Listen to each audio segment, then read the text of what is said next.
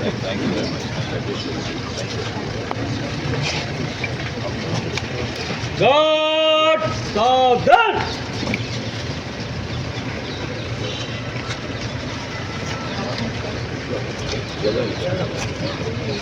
Next time I will remember to take some plans for you.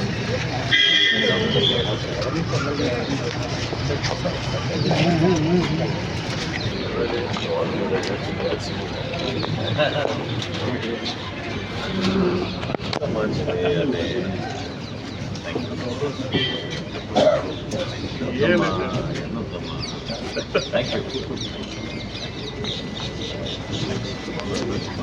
అది చేయండి society salesmen గారు personal వస్తే స్వీకరించడానికి మెంటల్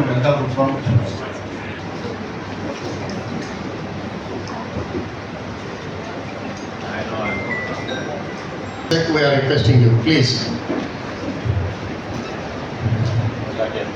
ఈరోజు మన ఏలూరు జిల్లాలో ఎరువుల పంపిణీపై ముఖ్యంగా యూరియా పంపిణీపై సమీక్షా సమావేశానికి ఇచ్చేసిన గారికి అలానే సివిల్ సప్లైస్ మినిస్టర్ అయిన నాదెళ్ల మనోహర్ గారికి మనం అందరం కరతాల దండంతో స్వాగతం పలకాలి.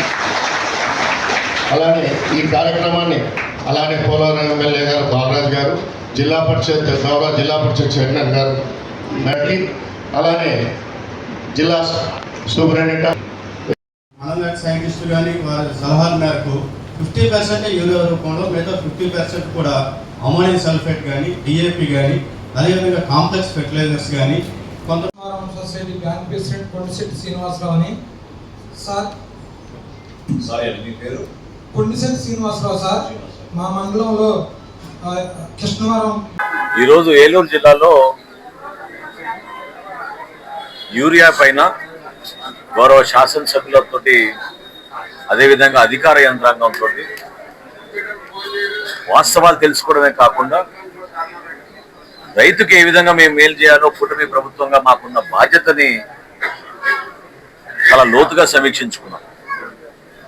ఇది ఒక చిన్న ఉదాహరణ. ఎందుకంటే కేవలం అబద్ధాల ద్వారా రైతుల గుండెల్లో ఒక అలజడి సృష్టించాలనే దుర్మార్గమైన రాజకీయ కోణం నుంచి చూసే పార్టీ వైఎస్ఆర్సీపీ పార్టీ. నేను జగన్మోహన్ రెడ్డి గారిని ఈరోజు అడుగుతున్నాను, మా అందరి తరఫున ప్రశ్నించేది ఏంటంటే, నిజంగా మీకు రైతుల పైన ప్రేమ అభిమానం ఉండుంటే ఎందుకు ఎలక్షన్ల ముందు మీరు ధాన్యం కొనుగోలు చేసిన డబ్బులు ఎందుకు మీరు రైతాంగానికి ఎగ్గకొట్టి మీరు వెళ్ళిపోయారు? ప్రభుత్వంలో మీరు ఆపద్ధర్మ ముఖ్యమంత్రిగా ఉన్నప్పుడైనా కనీసం చెల్లించలేదు. ఎక్కడుంది మీ చిత్తశుద్ధి ఆ రోజున? కావాలని ఏదో ఒక ప్రచారం పట్టుకుని రాజకీయ కోణం నుంచే చూసి రాజకీయ లబ్ధి కోసం రైతుల్లో ఒక అలజడి తీసుకోవడానికి వాళ్ళు చేస్తున్న ప్రయత్నాన్ని మేము ఖండిస్తున్నాం.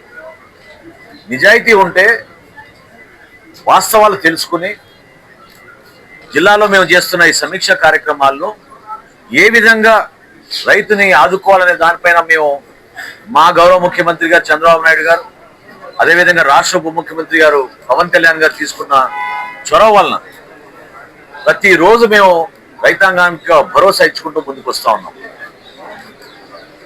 ఈ జిల్లాలో 33,762 మెట్రిక్ టన్నులు గాను ఈ రోజుకి ఖరీఫ్లో 32,757 మెట్రిక్ టన్నులు సరఫరా చేయడం జరిగింది. రాబోయే రోజుల్లో మరొక 2,200 మెట్రిక్ టన్నులు అందుబాటులో ఉంచి ఎక్కడ కూడా రైతుల్లో కొరత వచ్చిందనే భావన రాకుండా ఓ ప్రయత్నం చేస్తున్నాం. అయితే సహజంగా ఇక్కడ ఉద్యాన పంటలు ఎక్కువ ఉన్నాయి. పామాయిల్ కోసం తెలియక కొంతమంది రైతులు ఇప్పుడే యూరియా తీసుకెళ్ళడానికి కోసం చేస్తున్న ప్రయత్నాన్ని ఆ సమాచారం లోపం లేకుండా వాళ్ళలో కూడా అవగాహన పెంచే విధంగా ఒక ప్రయత్నం తప్పకుండా మేము చేస్తాం. రైతులందరినీ కూడా మేము మనస్ఫూర్తిగా కోరుతున్నాం. పత్తి రైతులు కానివ్వండి, మిర్చి రైతులు కానివ్వండి, ఎవ్వరు కూడా మీరు ఆందోళన చెందవసరం లేదు. ఏ విధంగా ఖరీఫ్ మాసంలో ధాన్యం పండించిన రైతులకి మేము యూరియా సరఫరా చేయడానికి సిద్ధమయ్యామో అదేవిధంగా ఉద్యాన పంటకు సంబంధించిన పామాయిల్ రైతులు కానివ్వండి లేదా ఇతర పంటకు సంబంధించిన రైతులు కానివ్వండి, మీకు సక్రమంగా సరైన సమయానికి పారదర్శకంగా ఎక్కడ కూడా లోటు లేకుండా మేము సరఫరా చేస్తాం. 5 సంవత్సరాలు రాష్ట్రాన్ని సర్వనాశనం చేసి వీళ్ళు వెళ్ళిన ప్రభుత్వం. వాళ్ళే మాట్లాడతారు ఈ రోజున రైతాంగం గురించి. చెప్పండి, ఎక్కడ రైతాంగాన్ని ఆదుకున్నారు చెప్పనండి. ఎవరైనా రైతుని గౌరవించుంటే పండించిన మామిడికాయలు రోడ్డు మీద వేసి తొక్కేసి అదొక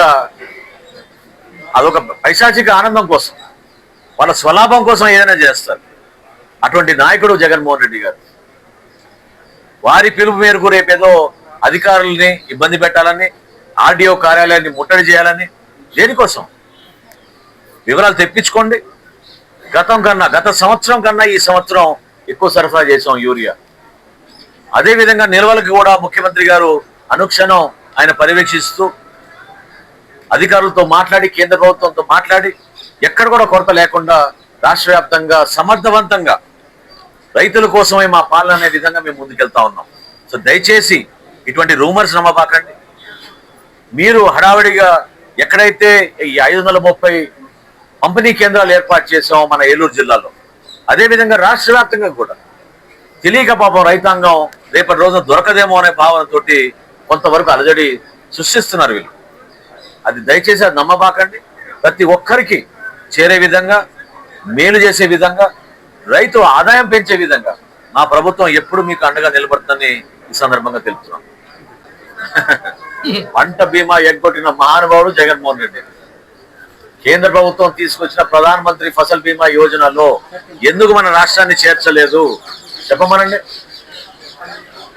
ఆ బీమా యోజన పథకాన్ని వీళ్ళు పూర్తి స్థాయిలో దారి మళ్లించి సొంతంగా వీళ్ళు ఒక వ్యవస్థను ఇక్కడ ఏర్పాటు చేద్దామని దుర్మార్గమైన ఆలోచనతోటి రైతాంగానికి ఇబ్బంది పెట్టారు. మా కూటమి ప్రభుత్వం వచ్చినాక గ్రూప్ ఆఫ్ మినిస్టర్స్ ఏర్పాటు చేశారు గౌరవ ముఖ్యమంత్రి గారు. మేము ఆల్రెడీ కొన్ని సమీక్షా సమావేశాలు ఏర్పాటు చేసాం. త్వరలో రిపోర్ట్ ఇస్తాం.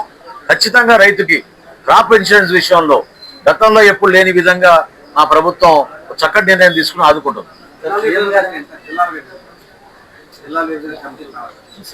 ఈ సబ్జెక్ట్